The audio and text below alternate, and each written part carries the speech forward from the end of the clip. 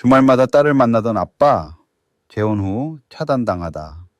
안녕하세요, 버딩미. 당신이 판사라면? 입니다. 오늘은 듣는 내내 마음이 먹먹해질 수도 있는 이야기를 가져왔습니다. 이혼 후에도 매주 토요일마다 딸을 만나러 달려가던 한 아버지. 그런데 어느 날 갑자기 아파트 앞에서 문도 열리지 않고 전화도 받지 않고 딸의 목소리조차 들을 수 없게 됐습니다. 1년이 넘는 시간 동안요. 여러분, 만약 내 아이가 나를 잊어가고 있다면 여러분은 어떻게 하시겠습니까? 이 이야기는 2022년 3월 38살 민준 씨로부터 시작됩니다. 5년간의 결혼 생활을 정리하기로 한 날 민준 씨에게 가장 중요한 건 재산도 위자료도 아니었습니다. 바로 7살 딸 유진이었습니다. 협의 이혼 조정 과정에서 민준 씨와 36살 전 아내 소희 씨는 합의를 이뤘습니다. 양육권은 소희 씨가 가져가는 대신 민준 씨는 매주 토요일 오전 10시부터 오후 6시까지 유진이를 만날 수 있다는 내용이었습니다.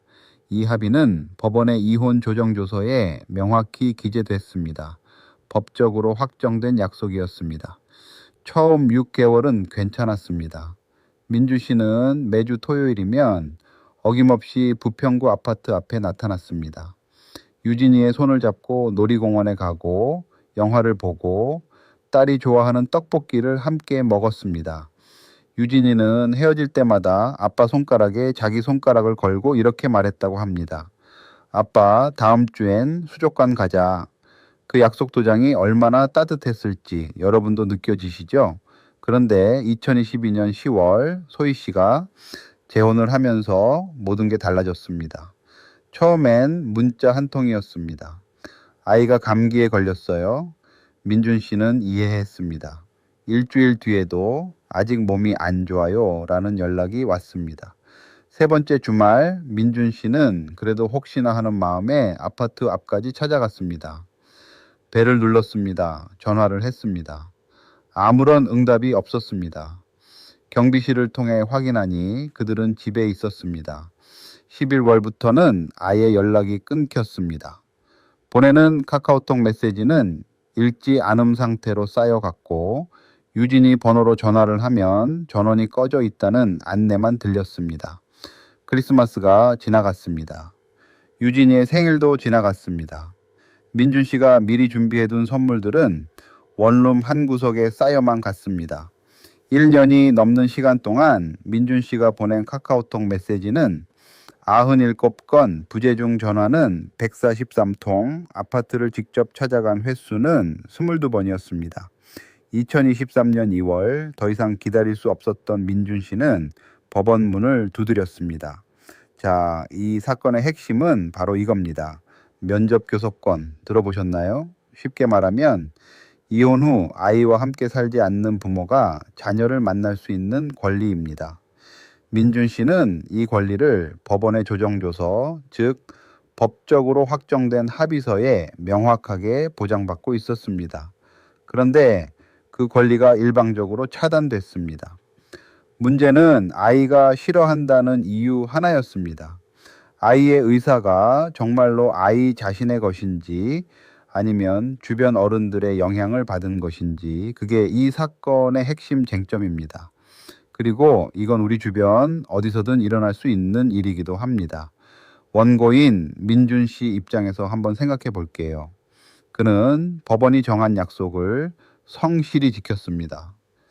재혼 전 6개월 동안 한 번도 빠지지 않고 딸을 만났고 이혼 전에도 학대나 방임, 폭력 같은 문제는 단 한 건도 없었습니다. 딸과의 관계도 좋았습니다.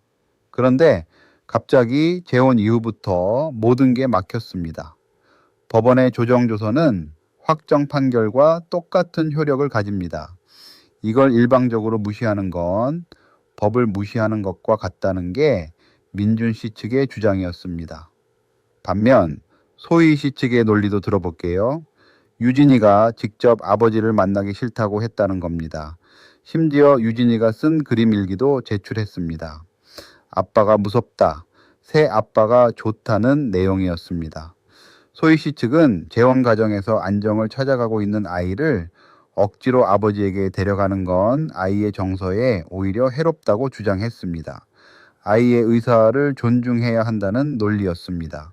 민준 씨는 첫 재판기일에 그 그림 일기를 보며 손이 떨렸다고 합니다.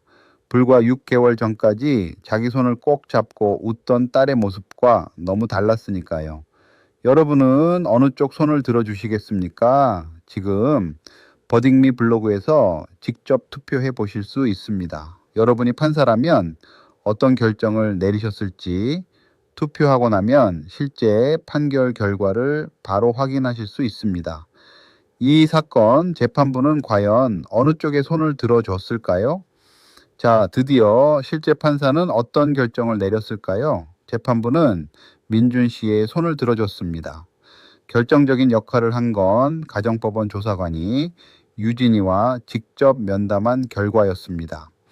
2023년 5월 15일 가정법원 조사관실에서 유진이는 처음엔 아빠를 만나고 싶지 않다고 말했습니다. 하지만 조사관이 왜? 라고 묻자 명확한 대답을 하지 못했고 엄마가 새 아빠가 라는 말만 반복했습니다. 조사관이 아빠랑 놀이공원 간 거 기억나? 라고 묻자 유진이의 눈빛이 흔들렸다고 합니다. 가정조사 보고서에는 이렇게 기재됐습니다. 미성년자는 부친에 대한 거부감을 명확히 표현하지 못하며 모친 및 계부의 영향을 받은 것으로 보인다. 실제 부친과의 관계에서 학대나 방임의 정황은 발견되지 않았다. 재판부는 민법 제837조의 2에 따라 면접교섭권은 자녀의 복리를 위한 권리이며 양육권자가 일방적으로 막을 수 없다고 판시했습니다. 다만 1년 이상 단절된 관계를 고려해 처음부터 매주 만나는 건 아이에게 부담이 될 수 있다고 봤습니다.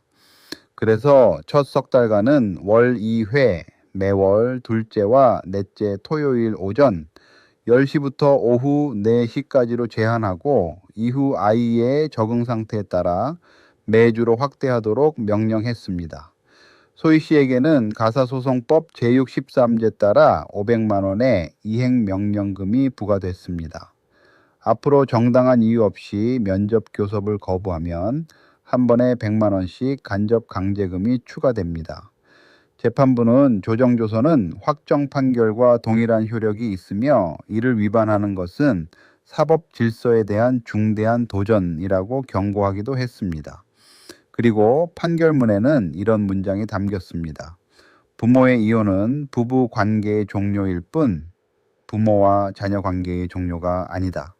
첫 면접 교섭일은 판결 확정 2주 후인 2023년 8월 12일로 정해졌습니다. 민준 씨는 판결 후 이렇게 말했습니다. 완벽한 결과는 아니지만 딸을 다시 만날 수 있다는 것만으로 감사합니다. 이 판례가 우리에게 주는 교훈은 분명합니다. 이혼 후 합의된 면접 교섭 내용은 반드시 조정조서나 판결문에 구체적으로 적어 두셔야 합니다. 날짜, 시간, 장소까지요. 그리고 면접 교섭이 거부된다면 그 기록을 남겨두는 것이 중요합니다. 문자, 카카오톡, 방문 일지, 녹취 등 모든 것이 증거가 됩니다. 또 한 가지, 이 판례는 아이가 싫어한다는 말만으로 면접 교섭을 막는 것이 법적으로 정당화되지 않는다는 걸 보여줍니다. 특히 그 거부 의사가 아이 스스로의 것인지 주변 어른의 영향인지를 법원이 매우 면밀히 들여다본다는 점 알아두시면 반드시 도움이 됩니다. 재혼 가정에서도 마찬가지입니다. 새로운 가정을 이루더라도 아이에게는 친부와 친모 모두가 필요하다는 것, 그걸 막는 건 아이를 위한 게 아니라는 것. 이 판례는 그 원칙을 다시 한번 분명히 했습니다. 당신이라면 어떤 판결을 내리셨을까요? 민준 씨처럼 아이를 그리워하는 부모가 있는 분들, 혹은 소희 씨의 입장이 이해된다는 분들, 버딩미 블로그에 여러분의 생각을 남겨주세요. 이 에피소드가 마음에 드셨다면 구독과 공유로 더 많은 분들께 알려주시면 정말 감사하겠습니다. 다음 판례에서 또 만나요.